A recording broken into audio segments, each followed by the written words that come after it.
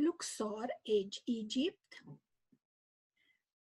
This is the map of the Egypt in Africa.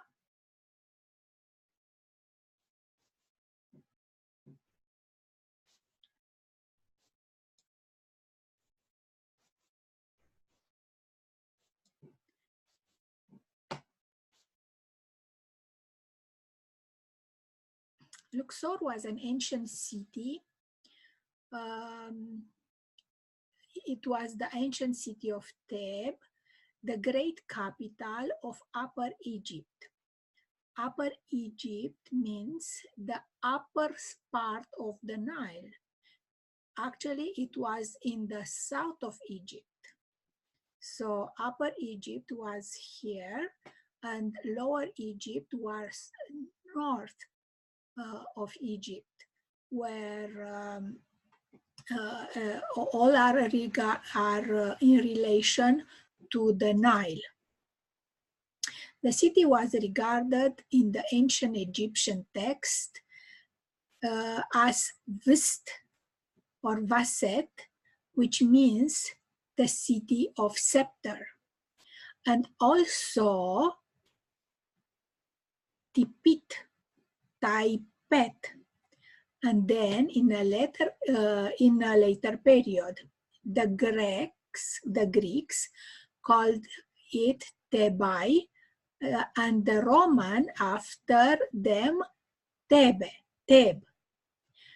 Thebe was also known as the city of 100 gates, sometimes being called the Southern Heliopolis, distinguished from the city of Inu or Heliopolis, the main place of worship of god Ra. Let's see some picture of this city. Luxor Temple. So this is how Luxor Temple look like. How people in Luxor look like. At the entrance, we have a great schematic in 3D of the temple.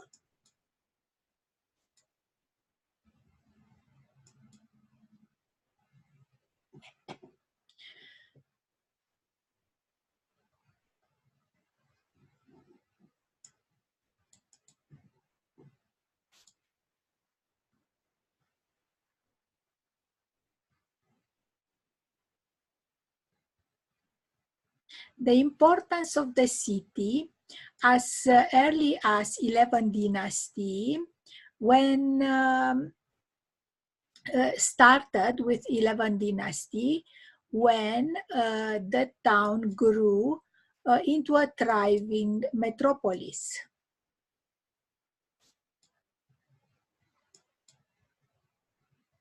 Karnak Temple.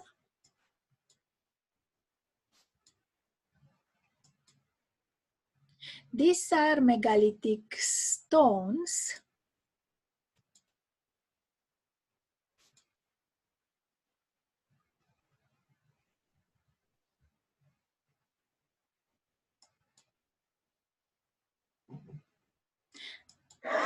Let's listen to our guide.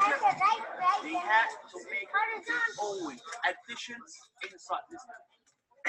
That's why sometimes we name this temple as Karnak Temple, not Karnak Temple. Because here, while you're walking, you're going to find there's a temple inside a temple. Like that temple, which was built by King Ramses III, it's inside the big temple. There's a shrine inside shrine, like that shrine, it's inside the big thing. Holy Police, wizard, holy mix. Get easy, and first, talk about the name itself. We have 3 theories about this name.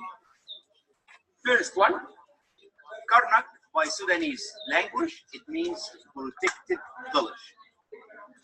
Second theory, Karnak, it comes from a small city. south of Iraq, called Khawarna. Then they changed the name into Karnak. Third theory, Karnak, it's a name of a village. We still have it till nowadays. It's called Karnak village. Local people, they still live in till nowadays, have it completely busy. As I said, it's just theories. No proof. No one knows why they call it Karnak village. In our way inside, we pass through the Sphinx Avenue. You can see there's Sphinx Avenue over there. Even over there. This Sphinx Avenue is supposed to be all the way from here to Luxor Temple. The one you have seen while we're traveling. The one we're going to see. We're talking about 2 kilometers length from here to Luxor Temple. You're talking about almost 5,000 statues of Sphinx, all the way from here to Luxor. The Sphinx, as you see, it takes the shape of lion's body and the ram head. Lion's body, as I told you earlier, it's symbol of strength. The ram is one of the shapes of God, Ra. The father owns the God, the main God was worshipped here inside this temple, the big God. That little statue under the neck of the ram, that's the statue King Ramses II, the one who built that Sphinx. We're gonna go to Luxor Temple later on, and we're still gonna see that Sphinx in Luxor Temple. But in Luxor Temple, you're not going to see a ram. You're going to see a normal woman face, because in Luxor Temple they were worshipping goddess Mut, the wife of God Ra. That's why over there it's a normal woman face, while here it's a ram. What's the point of connecting the two temples? Same story as I was mentioning to you this morning. What was happening between the falcon and his wife, where they used to visit each other. Same thing. God Ra used to visit his wife in Luxor. Same festival, the king or the high priest would inside with the statue or the small sacred bow, carry the sacred bow by the shoulder, all the way till where the Sphinx Avenue stops. Sphinx Avenue, as you have seen it from outside, it's 2 rows of sphinxes. Between those 2 rows, we used to have a small canal irrigated from the river Nile. They put the sacred bow on that canal, and that sacred bow sails between the 2 rows of Sphinx Avenue all the way to Luxor. Then the priest was waiting over there. Once the boat arrived, he picked it up and he left the 2 statues together for 15 days. As I was telling you also this morning, that the first things you have to see before you go inside the temple, it has to be the 2 towers. How they built the towers? You remember how they built the pyramids? No. How they built the pyramids? Huh? Apart from that one. Apart from that one. How they built the pyramids? I did tell you first day that I'm gonna do an exam last day of the tour, didn't I? You did say we're going to buy a book before we leave, right? 3 theories how they built the pyramid. The straight ram, the spiral ram, the spiral ram using cracks. As I told you in Cairo, that most of us, we believe that the first theory, the ram, because this is the ram I was telling you. Same idea how they built the pyramid, basic idea how they built the tower. They put the first level of the tower first. So here we have a ramp that was used to build this temple. Make it the height they want. Once they make it the height they want, they started to go down, removing some of the brick because it's useless. At the same time, they do the carving and the color. So building constructions back at the time is from the bottom to the top. Decoration colors the other way around, from the top to the bottom. That's why we named these 2 towers as the unfinished towers for 2 reasons. So these two towers are the unfinished towers. This is the temple where we can see that in order to build a temple, they built a ramp, and the ramp is still present in this temple. So basically it was as if it was an unfinished temple. The ramp that was used to build the temple, it's still present, it's still there. This reason is we still have the mother brick over there, which is supposed to be removed. But we're lucky that we still get it, otherwise we can't get an idea how to do it. This is the original ramp. It's back to almost 12. So this was the original ramp. When they built the temple, they built from the bottom up. When they painted the temple, all they painted from the top down, and while they are painting it, they were removing the ramp. The second reason why we call it unfinished obelisk, because as you see, the rocks are even not smooth yet. We have no seams, we have no little writings. Different than those ones we have seen in Abu Simbel Temple or in Edfu Temple, the smooth. Mainly the towers should be decorated. And that because they suddenly died. Not actually suddenly, because he died when he was 92 years old. But that's because the death of King Ramses II. So King Ramses II lived 92 years. King died. Project Every over. single thing got his name. Stop. It doesn't matter if it's finished or unfinished. That's why they stopped. This is, guys, a shrine which was built by King Seti II. So the shrine of the King Seti II. These kind of shrines, it was very common back the time, because back the time they were worshipping what we named them the Tyriad of Zeus. Zeus, it's the name of the city, the name of Luxor, back the time. The Tyriad is got Ra, his wife Goddess Mut, and their son God Kibs. That's why you're gonna find the whole shrine is consisting of 3 rooms. Every god got his own room. That room in the middle, it's the biggest, it's dedicated for the father of all the gods, God Ra. So the 3 doors are the the husband, wife, and son. So 3 entrances.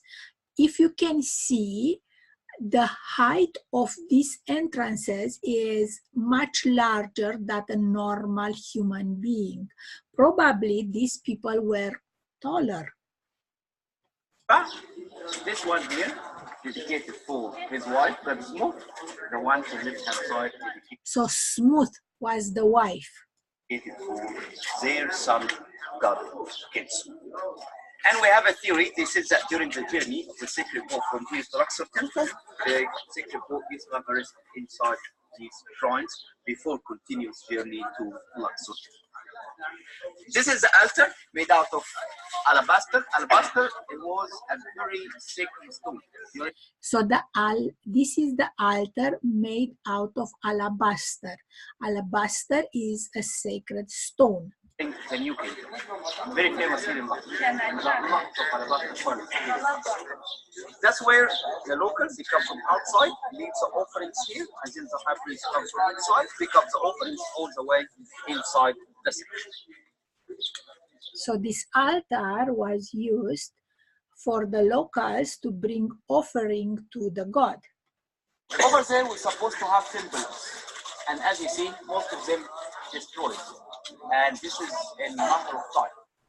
The only one still standing is that one at the back over there, and this is the only Nubian addition we have here at the temple. That was. So the temples, most of them are destroyed, but there is one Nubian addition. Nubia was a country in south part of Egypt. Built by King Taharka. Taharka is a Nubian god. He did a revolution, and he took the throne of Egypt. He ruled Egypt for a couple of years. So he did the same things. He came here to the temple. He built that pillar just to say thanks to the gods that you supported me to be the king of. Got it? So far?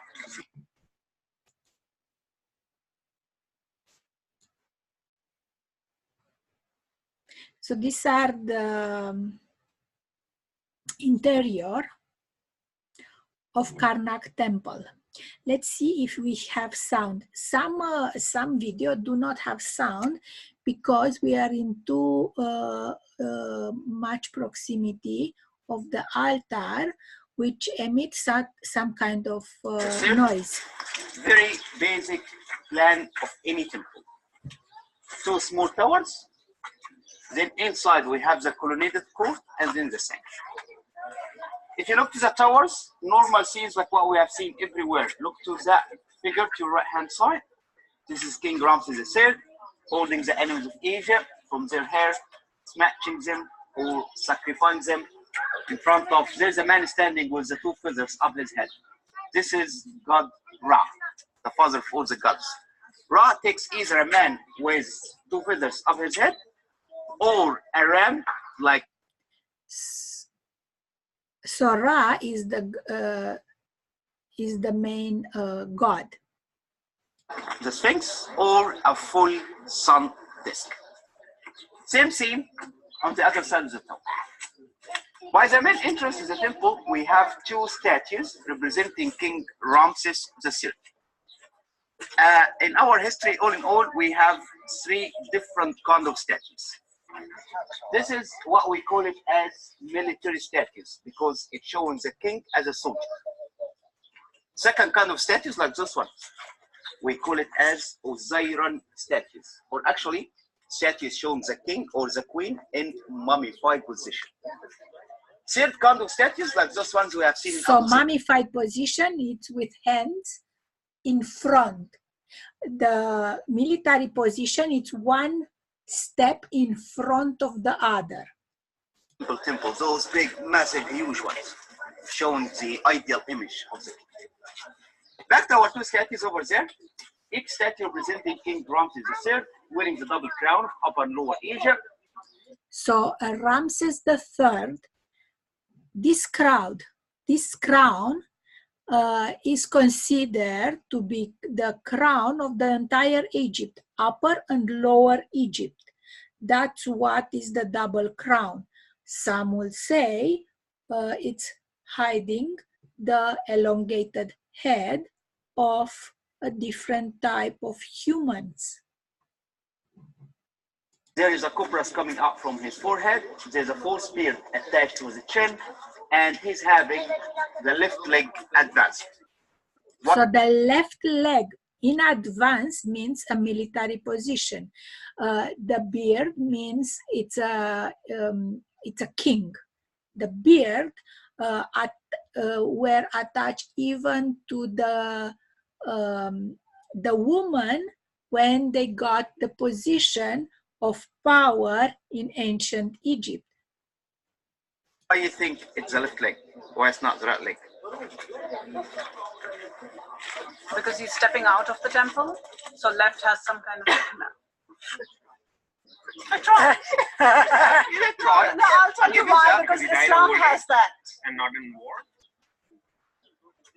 Huh? Because he died of old age and not in war? Or in a battle? I don't have no idea. Because they were marching with the right leg first. They were marching with the right leg first. He was left-handed. You take the easy option. I've just said it like 2 seconds ago. Oh. These kind of statues, we name it as usually soldiers. March. They march with left. left, right, left, right, Yeah, left, that's right. right, left, right, and go on. I mean, like if you have a gun and you want to shoot your group, you should have your left leg advanced.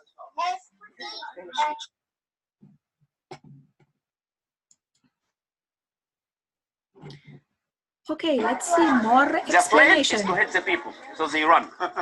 The croc is to gather the people anytime they want. That's why they picked up those two things to be the symbols of authority. That little tiny figure between his feet, that's his wife. as usual. Queen. They say because of the importance of the wife was sculpted smaller. What if the king was actually a bigger person? Queen Nefertari. Queen Nefertari. In such these kind of statues, with the king and his wife, the kids should be on the sides. But you know that it's impossible in this case to put his kids around because this guy got 150 sons and daughters. So he had 150 kids, sons and daughters. So they can put all these numbers around his feet. They just cover the statue of his wife and they just give up the kids. And how do they decide the succession? It goes like in order. We don't know. Yeah, we don't know exactly what happened to his kids from number 1 to number 16. Disappeared. Number 1 to number 12. The one who succeeded in heaven's throne, that was his kid number 13. During the time. So kid number 13 succeeded the king to the throne. So we have no idea what happened from 1 to 12. Should be the older. Let's see.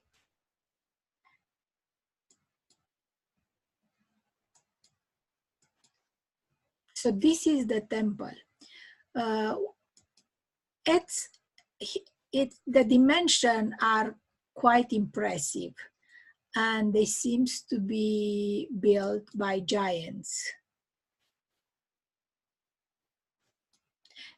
They are reconstructed. So they try to rebuild what it was before with the stones that they found around. Let's see, I think we still have more. It comes from Usvat.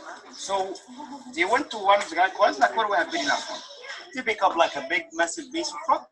So he explains how the official theory of how these blocks were cut and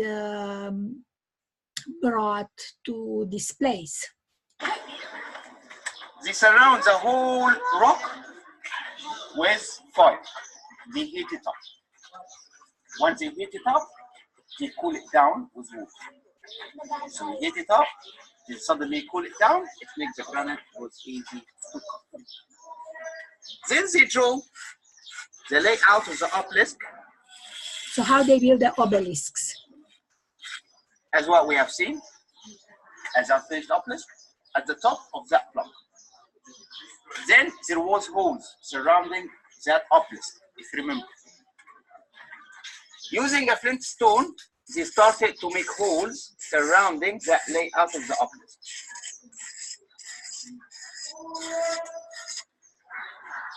They filled these holes with wood. And then they added water to the wood. So wood plus water. Exactly. So once the wood here expands. So think about how hard is the granite and how hard is the wood. How long it takes to for some wood to be stronger than the granite to cut the granite. It cracked that layout of the obelisk, so it bumps up the surface like this from the whole block of granite. And then they divide themselves into 3 groups. First group carving the top of the obelisk, second group carving the middle of the obelisk, third group carving the bottom. After they're done, they throw it up from the top by some rope. These ropes are towed by some men and some oxen, and they put like cylindrical stuff down under the obelisk. And they added oil to it just to make it easy to help them pulling the obelisk. They kept pulling the obelisk till the sailing boat, and that sailing boat started to sail wherever they want to put it. Let's say they want to put the obelisk here. How they do it?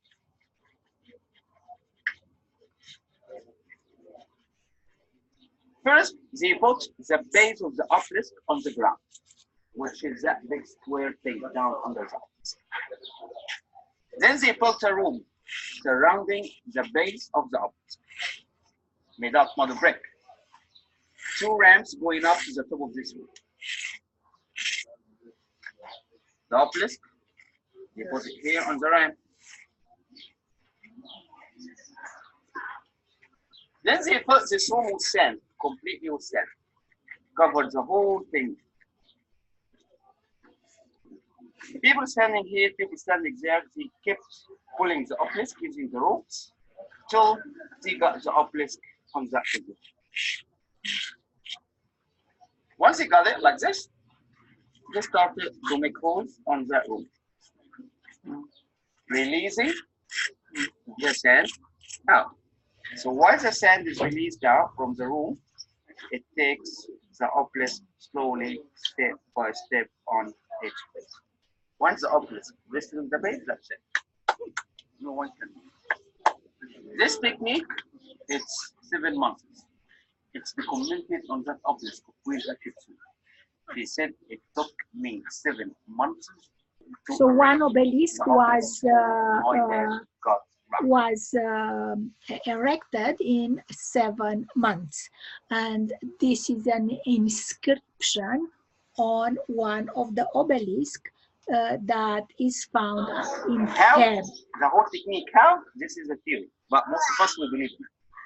But to do it, it's 7 months. But how? It's a theory. Okay? Oh, so they didn't explain how, they just explained the time, how long it took them. Look at these stones, pieces of stones. These are humongous. And just to move them is something else. And again, the dimension of the stones are so big that maybe people were higher or taller. This is an obelisk horizontal. So that was not felt, or let's see what we have here. That one to the left-hand side over there, the smaller one, this was built by King Thutmose I.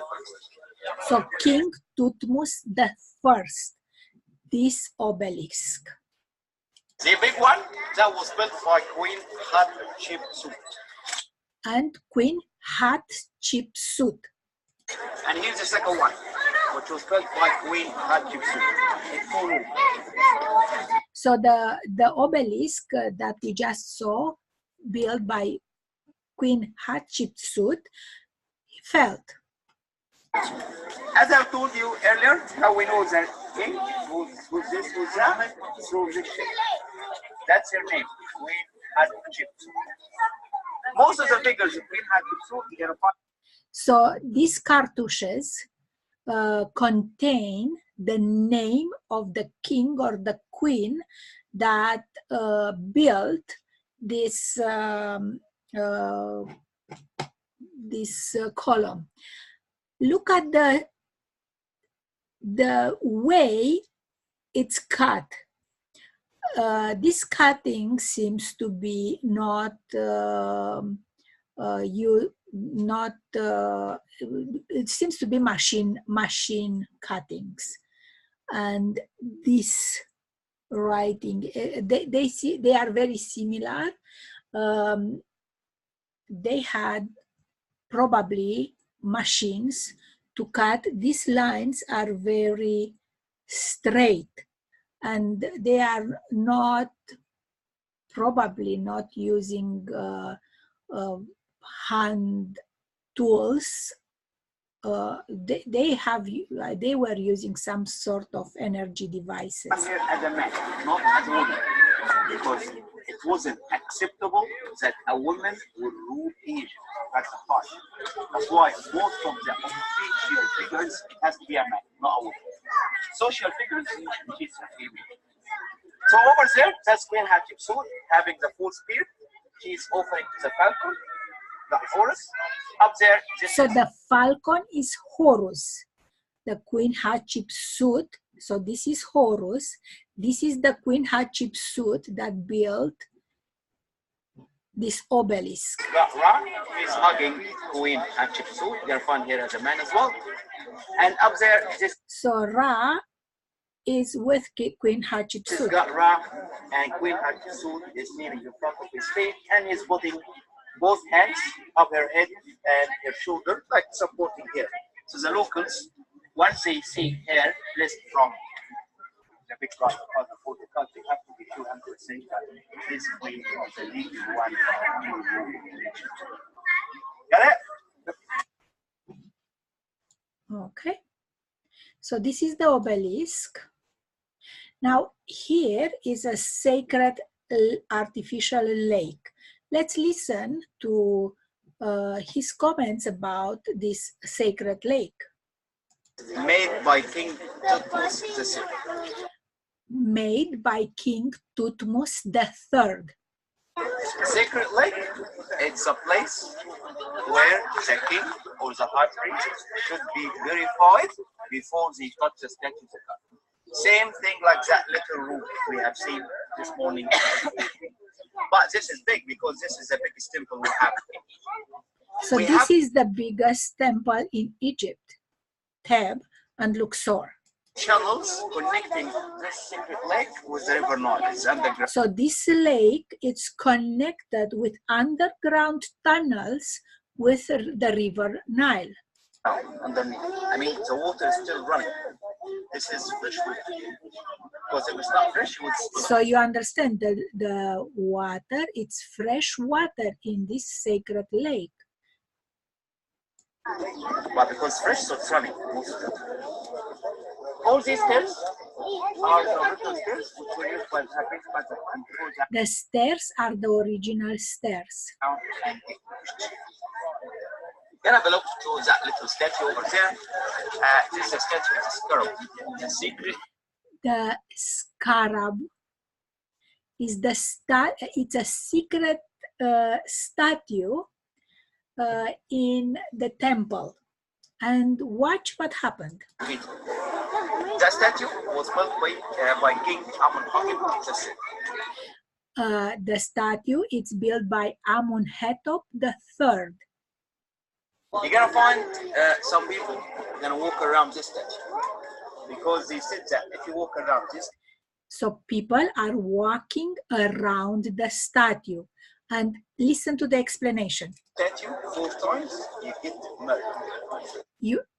If you walk around the statue 4 times, you get married. 5 times, you have kids.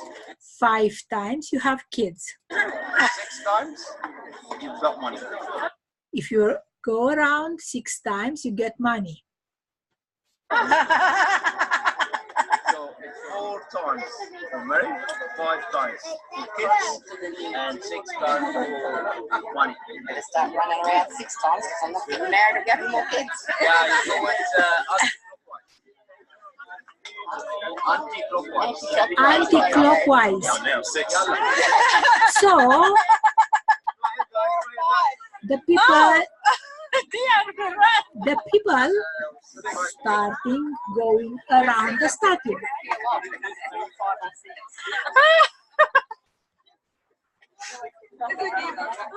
I gotta go 6 times. So more and more. Anyone got a question?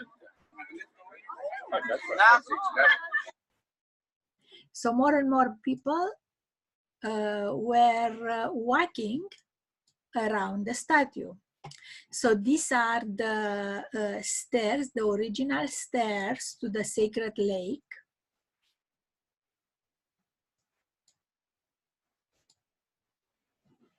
These carvings have something about them. They are very similar, so the dimensions are the same height, the same depth. and there are few thousand years old. Look at the dimension of the temple compared to the dimension of people. So those that built this temple might have been bigger than us. Look how big it's one stone. I'm not tall, but the stone is big.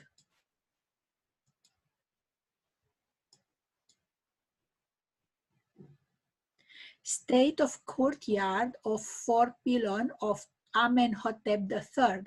The 4 pylon initiated by Thutmose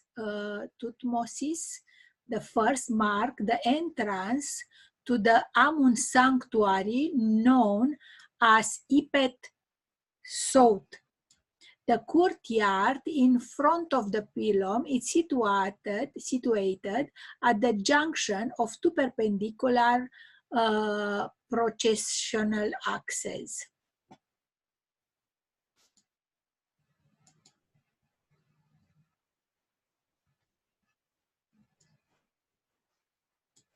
The tombs were painted. This is the approximate age,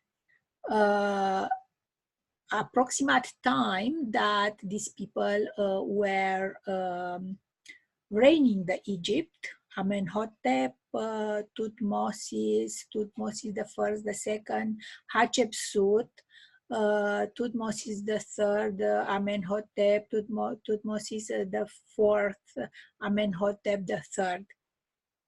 This is the schematic of the temple.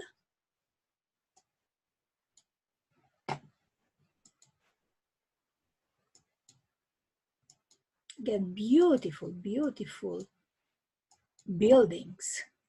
And think about it, these are painted, so these had colors at their time. This is Ankh.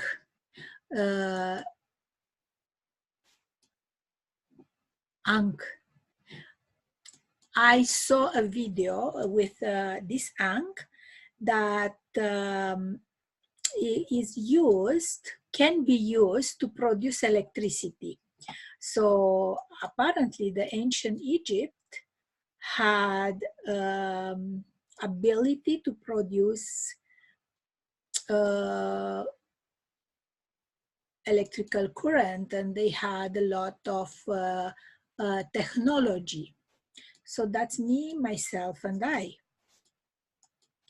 in this temple. And even after so many years, the top part is still color. The color is still preserved. And these are cartouches. Usually the name of people are in these cartouches.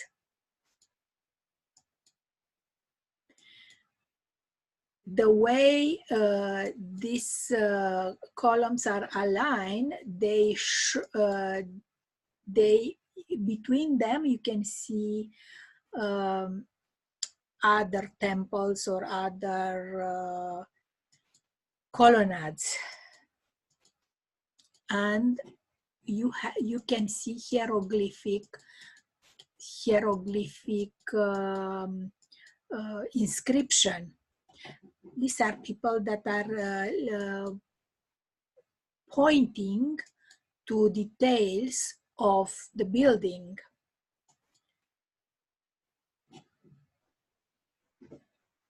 This is a cobra.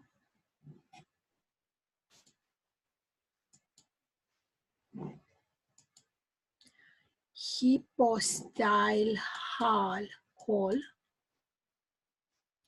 The perspective rendering the hypostyle hall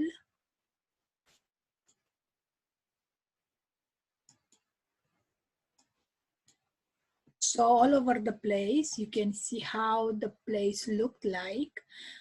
We are looking at megalithic stones. And this slope of the building has the same inclination in Peru, and very similar to the star forts. So the star forts have some inclination of the stones that are building them. This is these are picture on our way out. So this is the ramp that was used to build the temple, and it is the name unfinished temple. These are places where the sacred bark shrine of Seti the fifth, 1200 New Kingdom, BC, New Kingdom. This shrine were built by the King Seti the second and were dedicated to the Theban something Nut and Knutsu.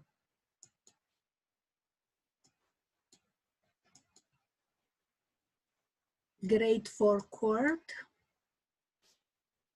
And these are kings that were which name were recovered from the inscription. Horemheb, Seti, Ramses III, Chekong, Taharak.